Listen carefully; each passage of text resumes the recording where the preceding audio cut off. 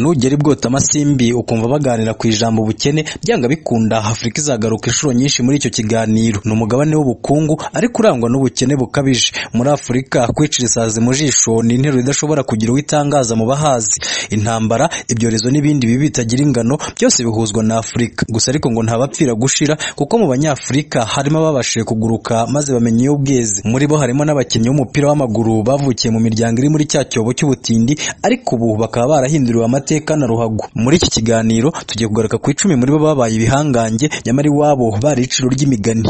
Uyu ukomeje kumva Ntitwizere Mubaraka naho iyi ni City Radio. Wadukurikira kandi kuri YouTube wanditse ijambo ishami 250.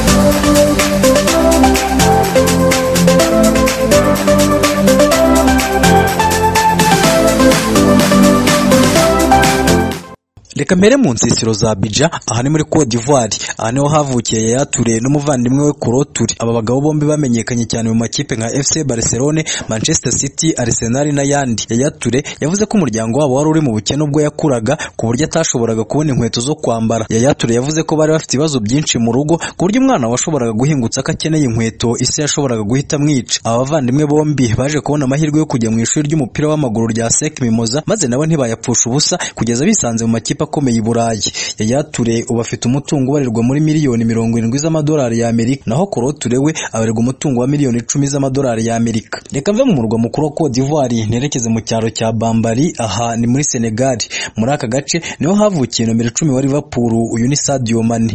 Uyu musore yakuriye mu cyaro atazi iby'umuhanda w'umukara, amashanyarazi yo ngo yari nk'akagatukura mu cyaro, yewe ngo kugera kwa muganga byari ingorabahizi ku buryo byashoboraga kuviramo umurwayi kwitaba Imana ataranagerayo. Ibi byatumye umusore hakibona amafaranga yarahise yubakira iki cyari ibitaro bigezweho. Sadio Mane avuga ko ubwo yajyaga gukora igeragezwa mu mujyi yari yambaye inkweto zishaje cyane. Akihagera ngo haje umusaza aramwitegereza niko kumubaza niba nawe yaje gukora igeragezwa. Nyuma yo kumusubiza ngo uyu musaza yaramusetse cyane amubwira ko atakabaye yazana inkweto zishaje gutyo ndetse ko n'ikabutura yambaye itakabaye ari y'umukinnyi. Sadio Mane ngo yasubije uyu musaza ko atanze kwambara neza nk'abandi ahubwo ko ibyo yambaye ari bwo bushobozi afite kandi ko icyo akeneye cyane ari ugukina ngo yiyerekane. Uyu musaza ngo yaje gutungurwa n'ubuhanga bwa Sadio Mane maze amushyira mu ikipe ye. Sadio Mane kuri ubu ni rutahizamu wa Liverpool, akaba yarahesheje iyi kipe igikombe cya shampiyona yaherukaga uyu musore ataravuka. Sadio Mane wavukiye mu muryango ugorwa no kubona ibyo kurya ubabarirwa umutungo wa miliyoni 20 z'amadolari y'Amerika.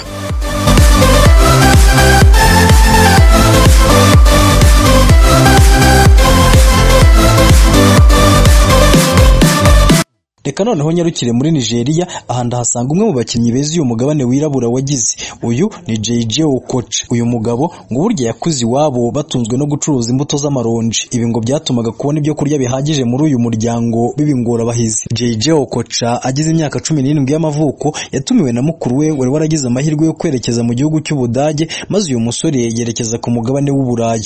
Okocha avuga ko nta cyizere yari afite cyo kuzaba umukinnyi wabigize umwuga ngo kuko atabonaga aho bizaturuka. Akigera mu Budage yaje kubona amahirwe yo kwigaragaza maze nawe ntiyayatera inyoni. Muri iki gihugu yakiniye amakipe atandukanye aza no guhesha Nigeria umudari wa zahabu mu mikino Olympique y'1996. Okocha ubabarirwa umutungo wa miliyoni 15 z'amadolari y'Amerika. Reka nsubire hambere maze niyibutse imvugo za Kinyarwanda ubwo abakurambere bagiraga bati ahatari umwaga uruhu rw'urukwavu rwisasira batanu. Ibi nibyo byabaye kuri Samuel Eto'o wasangiraga uburiri bumwe n'abavandimwe be batandatu. Uyu mugabo wakiniye amakipe nka FC Barcelone, Real Madrid, Inter de Milan, Chelsea n'ayandi nawe ari ku rutonde rw'abakuriye mu buzima budafite icyerekezo, ariko umupira w'amaguru ukaza kumukuraho umwami yakuye Busquets. Eto'o nawe yakinnye karere nk'abandi bose, gusa ku myaka 11 y'amavuko aza kujya mu ishuri ry'umupira w'amaguru rya Kanji Sports Academy, aribwo yaje kubona ko ibintu bishoboka. Uyu musore yaje kubonwa n'abashinzwe gushaka abakinnyi maze bageze mu ikipe ya Real Madrid, atyo ibindi byo na amateka ntari bwirirwe nsubiramo. Samuel Eto'o ubu ni umwe mu bakinnyi ba mbere muri Afurika niba atari n'uwa mbere ahubwo. Uyu mugabo afite ibikorwa remezo bitandukanye muri Cameroon, cyane cyane cyaro yavukiyemo. Amazi, amashanyarazi, amashuri, ibitaro n'ibindi byose agace yavukiyemo kabikesha uyu musore. Kugeza ubu Samuel Eto'o habarirwa umutungo wa miliyoni 95 z'amadolari y'Amerika. Reka noneho mve mu majyaruguru ya Afurika nyarukire mu majyepfo. Aha turasanga umusore wamenyekanye mu makipe akomeye nka Everton, Dortmund n'ayandi. Uyu ni Steven Pina. Uyu mugabo yavukiye mu murwa mukuru Johannesburg, ariko avuka mu bihe byari bibi cyane muri iki gihugu. Igihe yavukaga muri Afurika y'Epfo, umwirabura ntiyafatwaga nk'umuntu ufite uburenganzira nk'ubw'abandi. Ibya apartheid byo murabizi. Steven Pienaar yagize amahirwe yo kubanwa n'ikipe ya Ajax Cape Town, maze haza kubengukwa n'ikipe ya Ajax Amsterdam, ikipe yakiniye imyaka 5. Uyu mugabo akaba yaranabaye kapiteni w'ikipe y'igihugu ya Afurika y'Epfo Bafana Bafana. Steven Pienaar wacitse ku icumu rya apartheid ubu afite umutungo ubarirwa muri miliyoni 10 z'amadolari ya Amerika. Reka nsubire muri Nigeria maze ngaruke gato ku buzima bwa Victor Moses. Uyu mukinnyi wo ku ruhande usatira yakiniye amakipe nka Chelsea, Liverpool n'ayandi. Uyu nawe yabayeho ubuzima bushaririye mbere yo gukurwa ku cyavu n'umupira w'amaguru. Muri 2001 ubwo uyu musore yari afite imyaka 11 gusa y'amavuko, agace ka Kaduna bari batuyemo kabaye bamakimbirana ashingiye ku madini, maze ababyeyi bombi b'uyu musore bahasiga ubuzima. Uyu yashatse uko ava muri Nigeria biramuhira, maze yerekeza gushakira ubuzima i Londres. Icyo akora ariko ngo nta byera ngo de, kuko Moses akigera mu Bwongereza ubuzima bwakomeje kugorana. Gusa ariko ngitera amapfa ni nayo itera aho bahahira, kuko ubuzima bubi Moses yari arimo yatangiye gukina umupira, maze aza no kubengukwa n'ikipe ya Crystal Palace, ahita yerekeza muri akademi yayo. Amateka barahindutse. Moses kuri ubu abarirwa umutungo usaga miliyoni 23 z'amadolari ya Amerika, akaba anafite ubwene gihugu bw'Ubwongereza. Burya koko nk'imbuto y'umugisha yera ku giti cy'umuruho. Christian Atsu ni umwe mu bazi neza igisobanuro cy'uyu mugani. Uyu munyagana wakiniye amakipe nka Chelsea, Newcastle n'ayandi, nawe yakuriye mu buzima bwo ku muhanda mu mujyi wa Accra. Uyu musore byamusabaga gucuruza amazi mu mashashi mu mihanda ya Accra kugira ngo nibura abashe kubona icyo gusamura.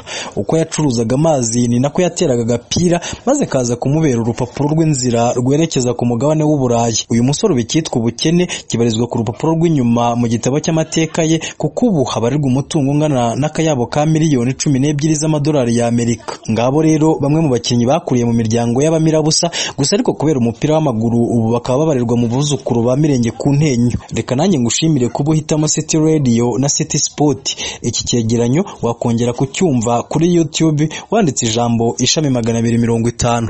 Nge Nditwizere Mubaraka.